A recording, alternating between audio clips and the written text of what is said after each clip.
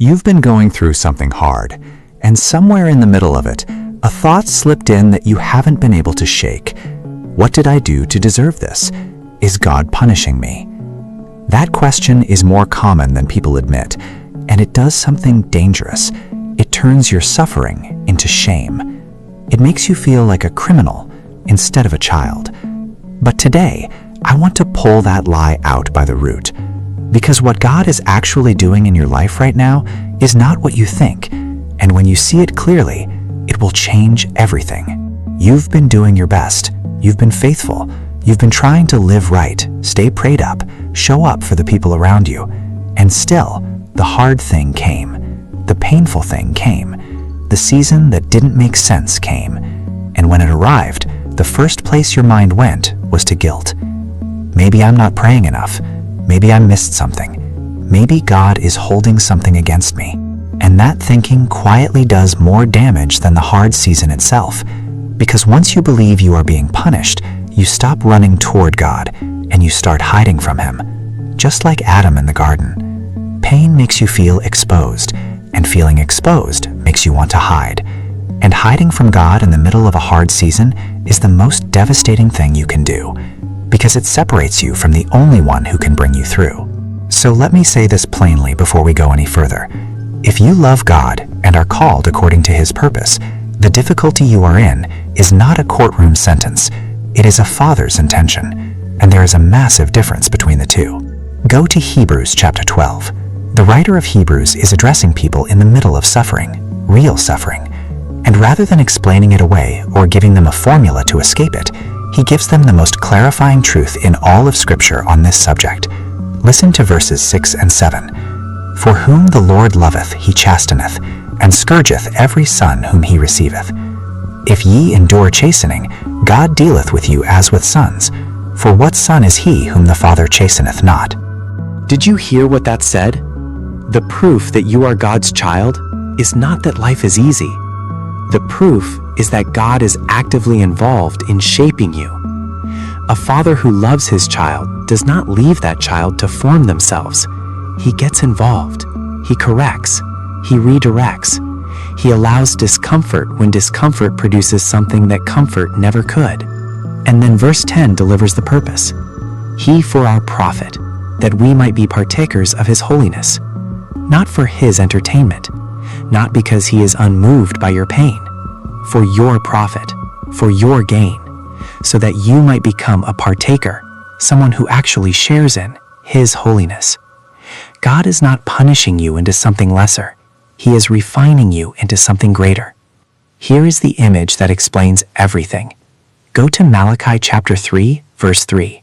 The prophet writes, He shall sit as a refiner and purifier of silver, and he shall purify the sons of Levi, and purge them as gold and silver.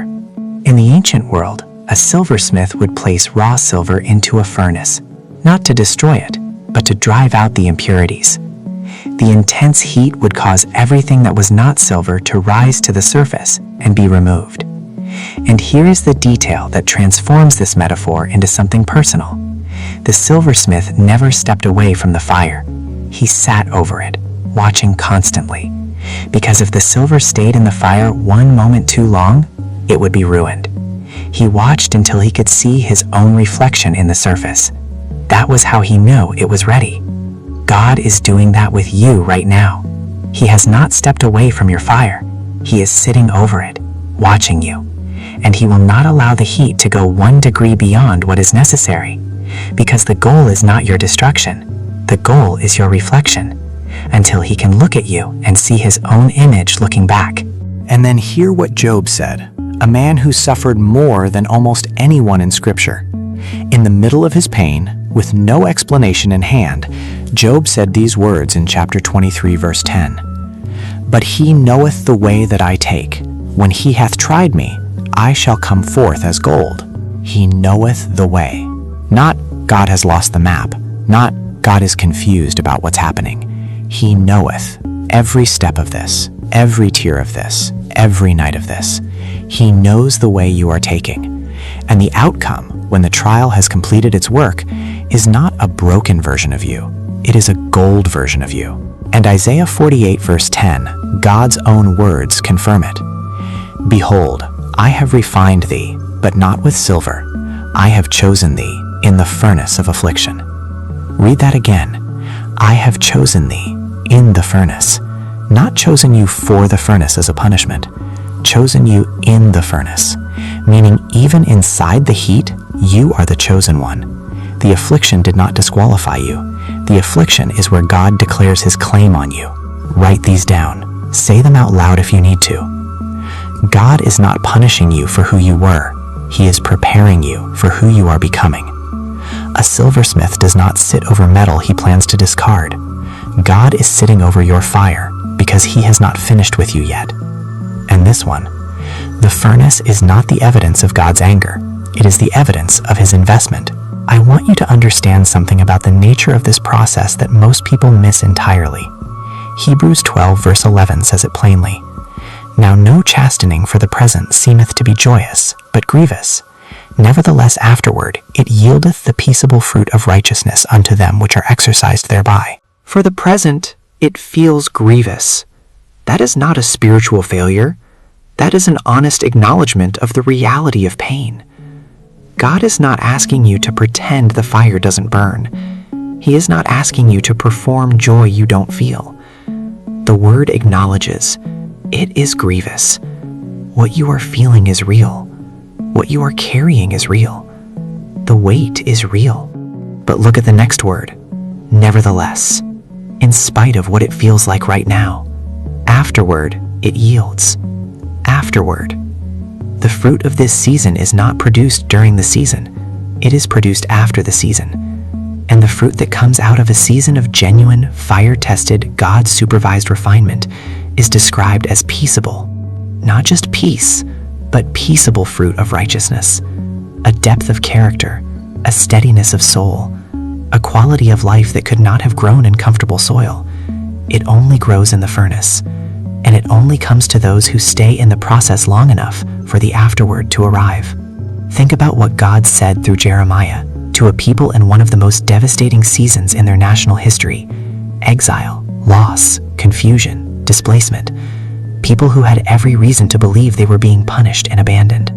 And God said in Jeremiah 29 verse 11, For I know the thoughts that I think toward you, saith the Lord, thoughts of peace and not of evil, to give you an expected end. Even in exile, even in the furnace, even in the season that looks like punishment from the outside, the thoughts God is thinking toward you are thoughts of peace, not evil, not rejection, not abandonment. Peace, a future, an expected end, meaning a destination that has already been decided, and that destination is good. It has always been good, even when the road to it runs through fire. So today, I want you to do something that might feel difficult. I want you to release the narrative that God is punishing you, not because your life isn't hard, not because the pain isn't real, but because that narrative is a lie that is keeping you from receiving what God is actually trying to give you in this season. You are not on trial. You are in training. You are not being condemned. You are being crafted. The same God who chose you before you were formed, who called you, who has numbered the hairs on your head, who sent his own Son for you, that God is not sitting on a throne with a gavel waiting to punish you. He is sitting over the fire of your life like a silversmith, watching, tending, protecting, refining, until he sees his own reflection looking back at him from your life. And when that process is complete, when the afterward arrives, you will not come out of this broken. You will come out as gold. Job said so. The word confirms it, and the God who started this work in you is already committed to finishing it. Stop hiding from him in the fire.